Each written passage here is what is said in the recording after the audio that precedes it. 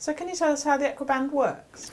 Yes, so essentially the system itself is comprised of a saddle pad. The saddle pad, and this is an example of a pony size, so it's not to large scale, as it were. So if it appears smaller, it is because it's a smaller size. The saddle pad is designed with layers of padding or material, and it's also ergonomically shaped so that it's higher in the wither area and again higher at the back of the saddle pad.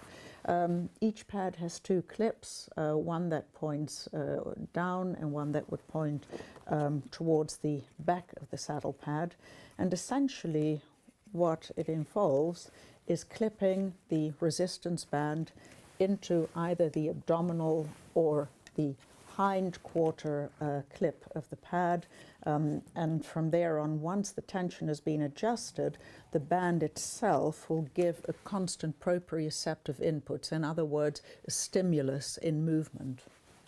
The band itself is designed of a latex-free rubber. It took us about 2 years to get to the optimal consistency in terms of both tension and thickness.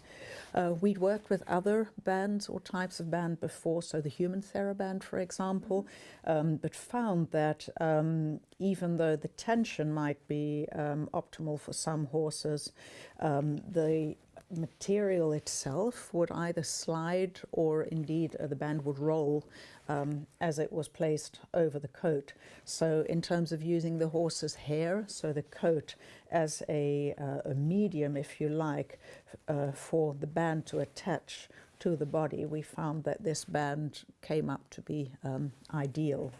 And was that through observing the horses visually, or was that through measurements, objective measurements with? Both, essentially. We played with the different thicknesses, so the differences in resistance. If it's too light, the stimulus isn't, how can I say, effective enough. So essentially the band would slide, but you could see that it would provide a little proprioceptive input. And then we had a few samples that came back as being too thick or under too much of a tension, in which case, again, as you're going through movement, the stimulus needs to remain dynamic. And if the tension is, or if the resistance is too high, then that tension, again, would not be appropriate as a stimulus or an input. Okay. So trial and error over a period of about 2 years. So a lot of work has gone into it. It has. Some very knowledgeable people.